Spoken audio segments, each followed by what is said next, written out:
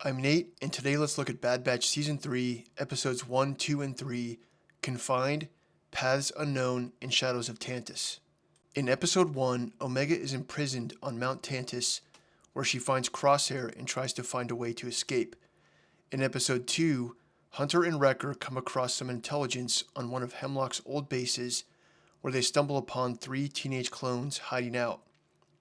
In Episode 3, Omega must escape before Hemlock discovers the secret about her that only Nayla Se knows. These 3 episodes were clearly released together because they need to be watched together. The first episode tells us the theme of the season, the second tells us what is at stake, and the third introduces the starting lineup. It sets the stage for the battle that is about to begin. Written by Jennifer Corbett and Matt Michnovitz, Episodes 1, 2, and 3 were released on February 21st, 2024 on Disney+. In Episode 1, we start on the planet Wayland, where an Imperial shuttle enters the atmosphere and makes a crash landing. The rain, the lightning, the fear in the pilot's voice, and the reaction from Hemlock all tell us that the situation for the Bad Batch going into the season is dire. It looks like everything crashed and burned, and the path out is not only going to be difficult, but deadly, as the crew of this shuttle are presumably about to be eaten by a rabid monster. Inside Mount Tantiss, the trooper monitoring the distress call from the shuttle asks Hemlock if a rescue squad should be sent out, to which Hemlock responds, "No, they're as good as dead." And here we are presented with the theme of the season, which is loyalty. Clearly, Hemlock and the Empire have no loyalty to their troopers. This episode has some of the best writing of the series so far. Everything in it is telling us something. The lighting, the imagery, the dialogue, the body language, the sound, the music, the sets, everything. We come across Omega in her cell. Emery Carr comes to retrieve her, and Omega says she feels like a prisoner, which she is. But Emery tries to gaslight her into thinking she is free because it's supposedly much more dangerous outside. The episode then proceeds to follow Omega as she learns her daily tasks and how she copes with everything she encounters.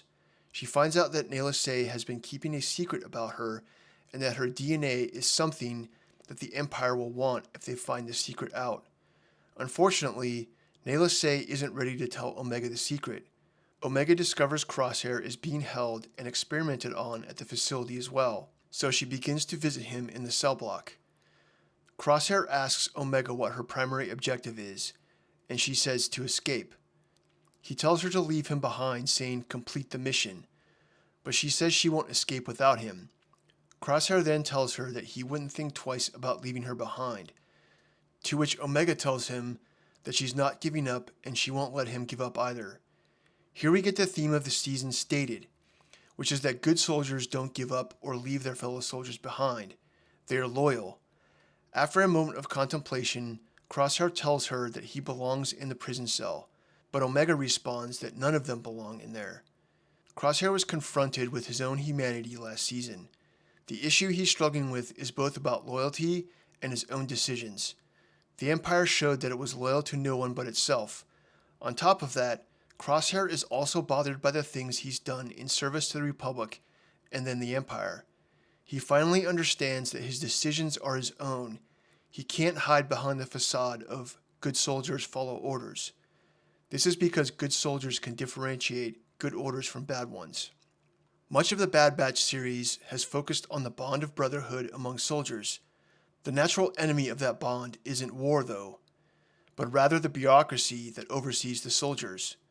Good soldiers recognize that there is something greater than themselves that deserves their loyalty and is worth fighting for. Things like God, country, and freedom. Or in the Star Wars universe, it would be the Force, the galaxy, and freedom. A good military chain of command will show loyalty to these same things, as well as to the soldiers that serve it. But bad military and political leaders will be jealous of the bond of brotherhood and its loyalty to this higher calling. Bad leaders will seek to intervene and demand that loyalty to the bureaucracy outweighs any other loyalty. They will attempt to convince soldiers that loyalty to the bureaucracy itself is the higher calling. Star Wars draws much of its imperial imagery from Nazi Germany, which embodied this idea rather well. A much more recent and clear example was the U.S. military's attempt at convincing service members to see fellow service members as threats during the COVID pandemic.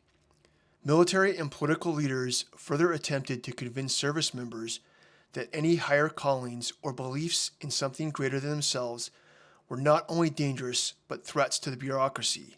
Episode 2 starts on the world of Deveron, where Hunter and Wrecker exchange the pike who cut off Roland Duran's horn for info on Hemlock's base. Lady Issa Duran states, "Your willingness to cross the pikes shows how desperate you are. The intel isn't fresh, but it's a lead, nonetheless." Duran tells Hunter and Wrecker, "I hope you find who you are looking for." And here we get the other half of the theme for the season, which is what one is willing to sacrifice for their loyalty to their brothers. The intel from Roland Duran takes Hunter and Wrecker to a jungle planet where they meet Deke, Stack, and Mox, 3 young clones who escaped the abandoned Imperial compound before it was destroyed. "Even the clone troopers left us here to die," said one of the teenage clones.